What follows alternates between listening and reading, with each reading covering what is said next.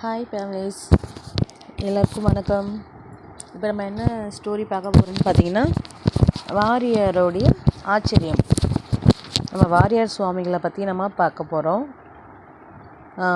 7 வருஷம், அதாவது 7 வருஷமாக ஒரு வார்த்தை கூட பேச முடியாத ஒரு சின்ன பையனை பேச வச்ச கதையை தான் நம்ம பார்க்க போகிறோம். வாங்க, நான் கதைக்குள்ளே போகிறேன். அதாவது 7 வருஷமாக ஒரு வார்த்தை கூட பேசாத ஒரு பிஞ்சு வாய், அம்மானு கூட கூப்பிடல. டாக்டருங்கெல்லாம் கை விரிச்சிட்டாங்க. ஆனால் ஒரே ஒரு நிமிஷத்தில் அந்த வாய் முருகான்னு கத்துச்சு. எப்படி? யாரால? வாரியார் சுவாமிகள் செய்த அதிசயம். இதை கேளுங்க, உங்கள் கண்ணிலையும் கண்ணீர் வரும். நம்ம ஸ்டோரிக்குள்ளே போகலாமா? வணக்கம் சொந்தங்களே, நான் உங்கள் முருகன் அடிமை ஃபேமிலியிலேருந்து பேசுகிறேன். இது கதைகளில் நிஜமாக நடந்த சம்பவம். கோயம்புத்தூர் பக்கத்தில் ஒரு கிராமம். அங்கே ஒரு அம்மா, பேர் கமலம். அவங்களுக்கு ஒரே ஒரு பையன். பேர் என்ன? கந்தன். கந்தன் பிறந்ததுல இருந்து 7 வயசு வரைக்கும் வாய் பேசலை. ஊமைன்னு ஊரே சொல்லுச்சு. அந்த அம்மா படாத கஷ்டம் இல்லை. கோயிலாக போனாங்க, டாக்டராக பார்த்தாங்க. எல்லாரும் ஒரே வார்த்தை தான் சொன்னாங்க. என்ன சொன்னாங்க? அம்மா, உங்கள் பையனுக்கு நாக்கில் நரம்பு பிரச்சனை, இனி பேசவே முடியாதுன்னு சொன்னாங்க. அந்த அம்மா உடஞ்சி போயிட்டாங்க. எப்படிங்க தன்னோட பையனுக்கு பேச முடியலன்னா அந்த அம்மாவோட நிலைமை நீங்களே யோசிச்சு பாருங்களேன். எவ்வளோ கஷ்டமாக இருக்கும். குழந்த பிறந்தோடனே அம்மானு கூப்பிட்டா தான் எந்த ஒரு தாய்க்கும், ஐயோ நம்ம குழந்த நம்ம அம்மானு கூப்பிட்டுருச்சேன்னு ஒரு சந்தோஷம் வரும். அந்த சந்தோஷம் கூட இல்லாமல் அந்த அம்மா எவ்வளோ கஷ்டப்பட்டுருப்பாங்க. அந்த அம்மா என்ன பண்ணாங்க? ரொம்ப உடஞ்சி போயிட்டாங்க. தினமும் ராத்திரி பையனை மடியில் போட்டுட்டு அழுவாங்க. டே கண்ணு, ஒரு தடவை அம்மானு கூப்பிடிடா, நான் செத்தாலும் பரவாயில்லன்னு கதறுவாங்க. ஆனால் அந்த பிஞ்சு வாயிலிருந்து சத்தமே வரல. அப்போ தான் ஒரு நாள் அந்த ஊருக்கு திருமுருக கிருபானந்த வாரியார் சுவாமிகள் வந்தார். கந்த சஷ்டி கவசம் சொல்லி உலகத்தையே உருக வச்ச அந்த மகான்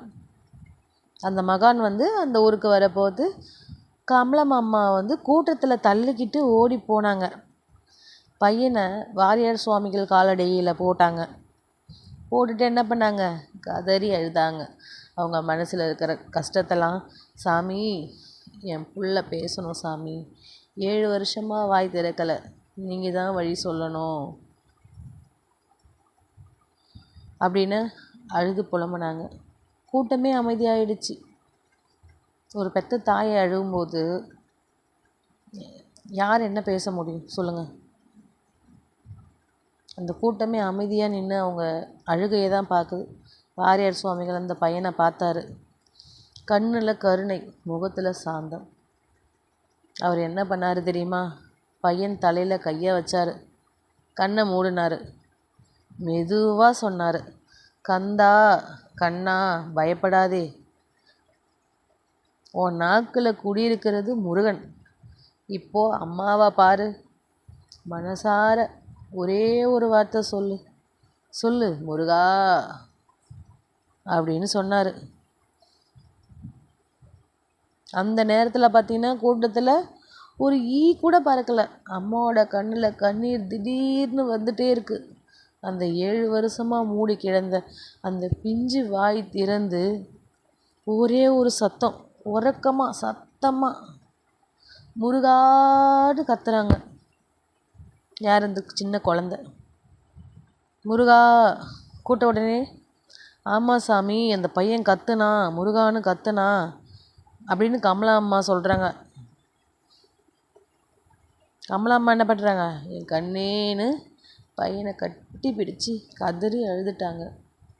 கூட்டமே மொத்தமும் என்ன பண்ணுறாங்க? அரோகரா அரோகரான்னு கோஷம் போட்டுடுச்சு.